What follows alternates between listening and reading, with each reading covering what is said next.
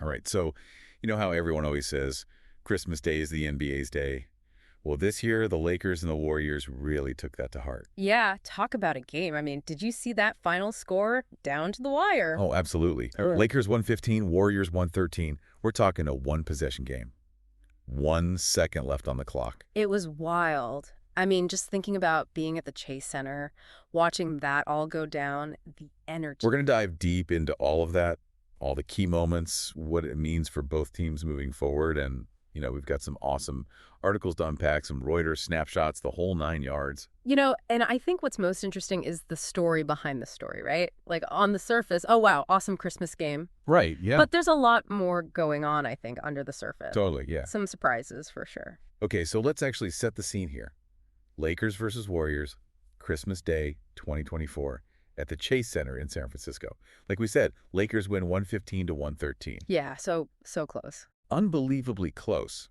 And I think it's even more interesting to kind of highlight this right off the bat, that the Lakers managed to pull this win off, despite the fact that Anthony Davis was injured in the first quarter. Oh, absolutely. Big question mark right there. Like, how are they going to do this? Right.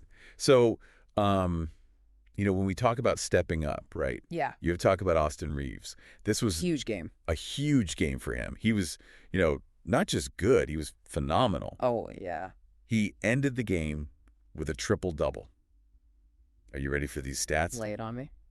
26 points. Wow. 10 rebounds. Okay. And 10 assists. Okay, now you're just showing off. I mean, those are some numbers. It's unbelievable. And not just that. He scored the game-winning layup with only 1 second left on the clock. Unbelievable. I mean, can you imagine? No, the pressure. Must have been insane. Yes. And the Warriors, they had just tied the game moments before, so he really had to come through in that clutch moment. Absolutely. And this was something I was thinking about, too. Everyone's saying, oh, breakout game. I don't know if it was a breakout game. I mean, obviously, great game. But he was really stepping up and being a playmaker. And I think one of the articles kind of highlighted this, too. It was saying that you could see him really focused on playmaking, especially with Davis out. Right. Makes sense. Yeah. He wasn't just scoring points. He was looking for his teammates. He was facilitating the offense and just making smart decisions, which under that kind of pressure is pretty incredible. Yeah, so I guess the question is, right? Yeah. Is this a sign of things to come for Reeves? Or was this, a one-time explosion kind of fueled by the Christmas Day energy, a special occasion? I think it's hard to say for sure, right? It's just one game. But it definitely puts him on the map. Like, people will be watching him now. Yeah. And I think it shows he can handle the big moments. He can thrive in that high-pressure environment. I mean, not everybody can. Nope, absolutely. And speaking of thriving in high-pressure environments, we have to talk about LeBron James, who was, as always, incredible on Christmas Day. LeBron on Christmas, always a good show. Yeah. It's like, what else would you expect? Obsessed. 31 points for LeBron, tied for the game high with 10 assists. So, he was really dishing it out there. I mean, some people might say, like, if you compare it to his 2021 game, the Christmas Day game against Brooklyn, which some people thought, oh, that was maybe a little lackluster for LeBron. But I think he kind of silenced those doubters this year. He always does. He was making plays all over the court. He was controlling the tempo. And, I think what I liked seeing the most was how he was mentoring the younger players, like Reeves. Right. And one of the articles actually mentioned that that they observed LeBron talking to Reeves quite a bit throughout the game, especially after Davis went out with the injury. So it was like, it was a coaching role on top of his usual star player role. Absolutely. And I think that's, part of why we love LeBron. The leadership, the basketball IQ. I mean, the guy just understands the game at a different level. No, yeah, he sees things that, the rest of us just don't. Yeah. Now, while Reeves and LeBron were, shining for the Lakers, Steph Curry was putting on a show for the Warriors. I mean, come on. Are you kidding? Steph Curry on Christmas? Like, that's a recipe for something magical. Yeah, he ended the game with a game-high 38 points, which is pretty amazing. Yeah. Including a record-tying 8 three-pointers. So for a Christmas game, that's pretty special. Unbelievable. And don't forget that 31-foot three-pointer. I mean, 7.6 seconds left on the clock. Oh, yeah. For a second there, I was like, are the Warriors going to steal this? I know, right? The whole Chase Center just erupted. Yeah. So I think, the question is, with Curry playing at that level, at such an incredible level, why couldn't the Warriors get the win? Like, what does that tell us about, the the dynamics of the team? What else is going on? It's the million-dollar question, right? I mean, obviously, Steph's individual brilliance is undeniable. Yeah. But basketball's a team sport. Right. And I think one of the articles was saying that, they're still trying to figure out how to adapt to the new roster, right? They had some off-season changes, some new players, and maybe they just haven't clicked yet as a unit. Right. So all these individual pieces, maybe they haven't quite formed Voltron yet. Right. Exactly. Speaking of things that haven't quite come together, we should go back to Anthony Davis's injury. It happened pretty early in the first quarter, and he had to leave the game. Yeah. I mean, picture this. You're there in the Chase Center. The energy is electric, and then boom, Davis goes down. Uh-oh. Twisted ankle. And instantly you're thinking, how are they going to cope without their star big man? Right. It's a huge blow.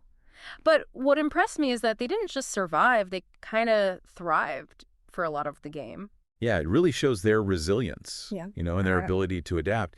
And one of the articles was talking about how after Davis left, they really started relying on three-pointers, more fast breaks, and they were saying that Reeves played a huge part in making that transition happen.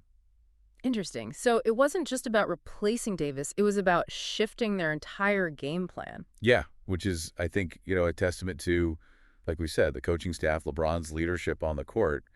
It's really impressive to watch. Yeah, it wasn't just about individual performances. This game was about the Lakers as a team overcoming that adversity. Yeah.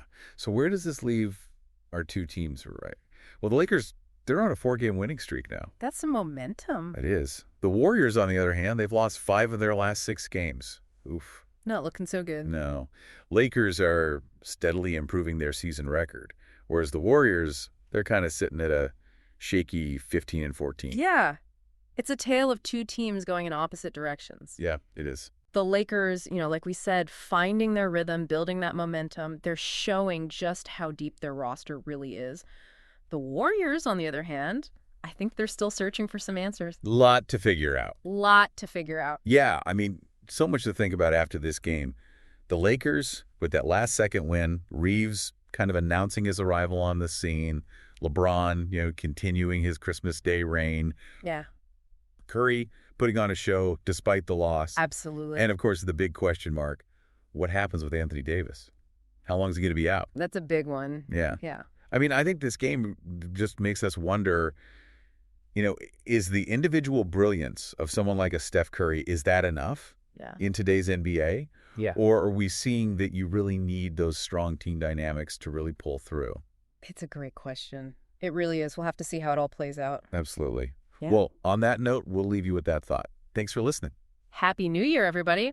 Today is your lucky day. Today is the day that our $3 website works for you, paying you directly to your PayPal daily. Imagine $3 ongoing continuous payments to your PayPal account. Imagine falling asleep and waking up to $300 in your PayPal account. How would this make you feel?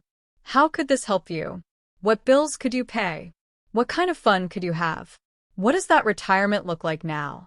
All for a one-time payment of $3. This website is DFY done for you, fully built and completely hosted, and never stops collecting payments for you.